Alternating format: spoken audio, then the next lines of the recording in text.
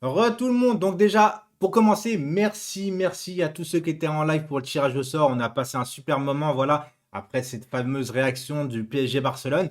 Comme une tradition, on va en parler, et ça juste après l'intro. It's not a game, it's a rich thing.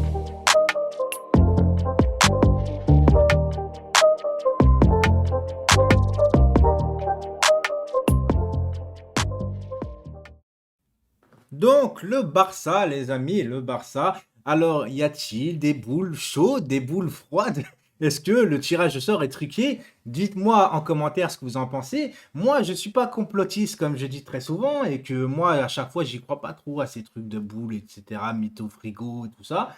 Mais à un moment donné, tu as le droit de te poser la question quand même, comme par hasard, le hasard fait bien les choses, une tradition, comme je dis, le Barça. Alors tout le monde s'attend à tomber le Barça, tout le monde veut le Barça, et ben tout le monde a eu le Barça, enfin, surtout les supporters du Paris Saint-Germain. Donc maintenant, moi les amis, le Barça me fait pas peur en soi.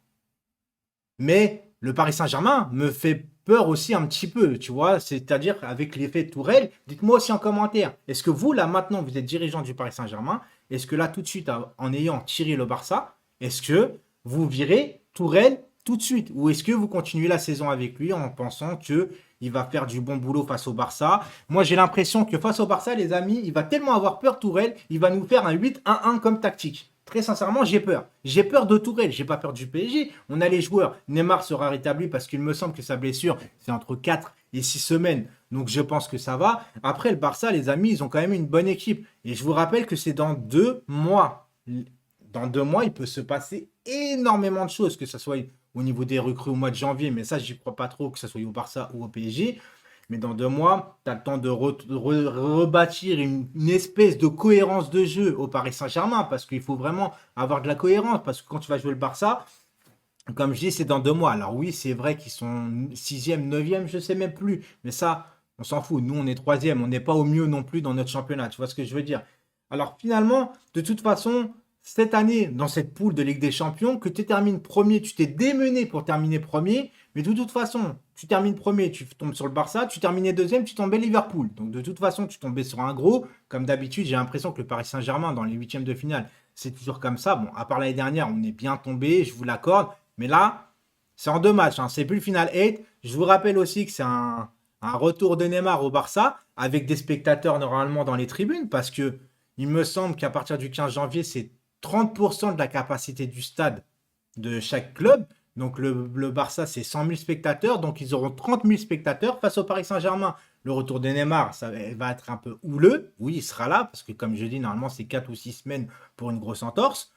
Donc, moi, les amis, il y a quoi? Ter Stegen au goal. Après, la défense, c'est l'anglais Mingueza, c'est pas ouf. Alba à gauche, c'est plus que c'était Alba. À droite, voilà, c'est Dest, je vois l'équipe là. Pjanic de Jong, c'est quand même un bon milieu de terrain. Après, Dembélé, est-ce qu'il sera là? Parce que bon, lui, on sait très bien, entre les pannes de réveil, les blessures, etc. T'as Lionel Messi, mais qui n'est pas forcément bien entouré, qui a plus trop envie de jouer au Paris Saint-Germain. Lapsus révélateur, je ne sais pas. Pedri à gauche, Fati, le meilleur joueur du Barça pour moi cette année n'est pas là. Enfin, le meilleur joueur du Barça, pas intrinsèquement, mais celui-là qui faisait le plus de bien au Barça est blessé. Et donc devant Griezmann, ou c'est coup-ci, coup-ça avec le Barça.